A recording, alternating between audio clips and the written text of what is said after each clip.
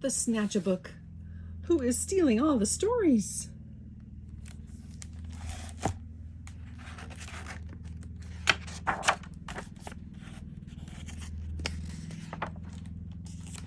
One dark night in Burrowdown, a rabbit named Eliza Brown found a book and settled down.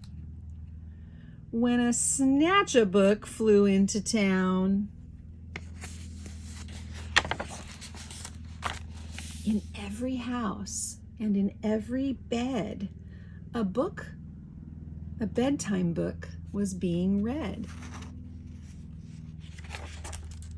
Tales of dragons spitting flames, witches playing spooky games, pirates on the 7 seas, arr, princesses trying to sleep on peas, and every child in every bed listening hard to every word said. Eliza Brown at number 3 was reading quite contentedly.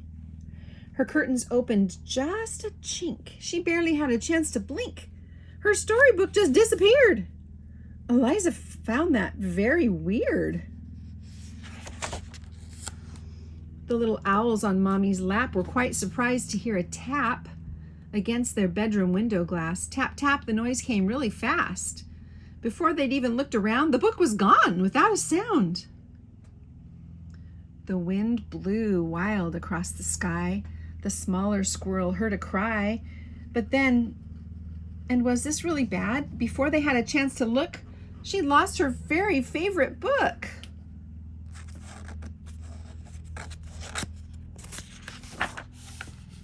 And so it went night after night.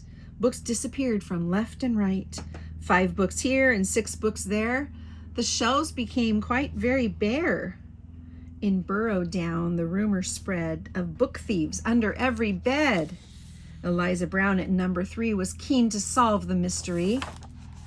She planned one night to lie in wait and used a pile of books as bait. Long hours passed without a peep. She nearly had fallen asleep, when suddenly Eliza heard a flap of wings. A bat? A bird? Eliza saw a shadow loom, enormous, right across her room. What kind of monster could it be? Eliza thought. You don't scare me. And yet her heart was beating fast. She'd have to face that thief at last. She threw the window open wide and shouted to the thing outside, "Stop stealing all our books right now. Just give them back. I don't care how."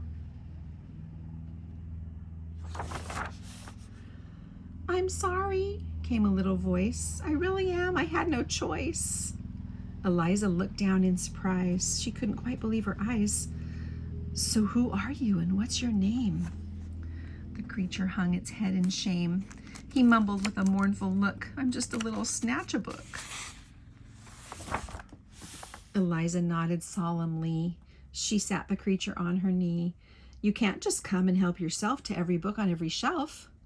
A tear rolled from the creature's eye, and softly he began to cry. "I know it's wrong, but can't you see? I've got no one to read to me." Eliza sighed. He looked so sad. If he just had a mom or dad to read him stories every night, well, then he might behave all right. That very night they hatched a plan, and so the Snatchabook began to give back all the books he'd picked. Eliza Brown was very strict.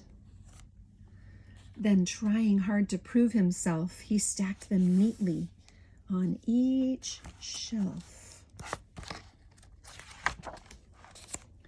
And when he'd made his full amends, Eliza called on all her friends and told them how he'd worked all night to turn a wrong into a right. And now, each night in Burrowdown, the darkness falls upon the town. In every house, in every bed, a bedtime book is being read. And if you take a closer look, you might just see a Snatchabook perching happily on someone's bed, listening hard to each word said.